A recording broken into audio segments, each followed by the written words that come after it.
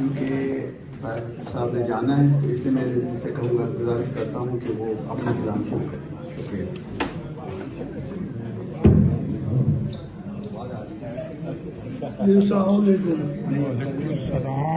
पिछली बार एक दोस्त ने आख्या कि जी वो कसाइयां वाली गल, तो उस वेले जरा ना गल बनी। असल च कसाइयां वाला जो शेर है ना, वो कि मझां गावां दुध दिंदियां ने, ते जो पछड़ हो जाण ते वो असीं जा कसाइयां नूं दिंदे आ। ਉਹ ਸਾਡੇ ਨਾਲ ਕੀ ਸਲੂਕ ਕਰਦੀਆਂ ਨੇ ਤੇ ਅਸੀਂ ਉਹਨਾਂ ਨਾਲ ਕੀ ਕਰਨੇ ਆ। ਮੇਰੇ ਇੱਕ ਬੜੇ ਅਜ਼ੀਜ਼ ਦੋਸਤ ਨੇ, ਉਹਨਾਂ ਦਾ ਨਾਮ ਹੀ ਔਖਾ ਜਿਹਾ ਮੈਨੂੰ ਯਾਦ ਹੋਇਆ, ਸੋਲਿਸਟਰ ਨੇ ਆਪਣਾ ਖਾਲਿਦ ਸਾਹਿਬ, ਆਮਿਰ ਖਾਲਿਦ ਮਹਿਮੂਦ ਸਾਹਿਬ, ਉਹਨਾਂ ਨੂੰ ਇਹ ਬੜਾ ਸ਼ੇਰ ਬਸ ਉਹ ਦਿਲ ਲੱਗ ਗਿਆ ਉਹਨਾਂ ਦੇ।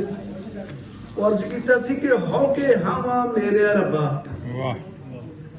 हो के हावा मेरे रब्बा, किथे जावा मेरे रब्बा, ते ठंडियां छावां मेरे रब्बा, ठंडियां छावां मेरे रब्बा, हुंदियां मावां मेरे रब्बा।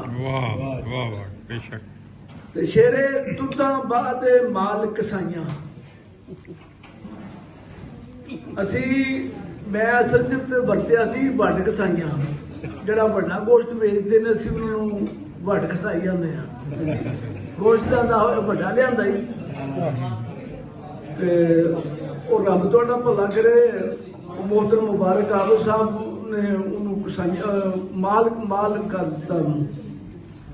दुधां बाद माल कसाइयां, मझां गावां मेरे रब्बा, ते शेरे जफा पा माड़े नूं मिलदा, जफा पा माड़े नूं मिलदा, मैं शर्मावा मेरे रब्बा। इहनूं इत्थे रखना। हाँ अच्छा। जफा पा माड़े नूं मिलदा, मैं शर्मावा मेरे रब्बा, ते केड़ी गल ते एडी आकड़, केड़ी गल ते एडी आकड़, और सब परछावां मेरे रब्बा, ते शेरे सौखे दीन नूं औखा कीता, सौखे दीन नूं औखा कीता, रल मुलावा मेरे रब्बा।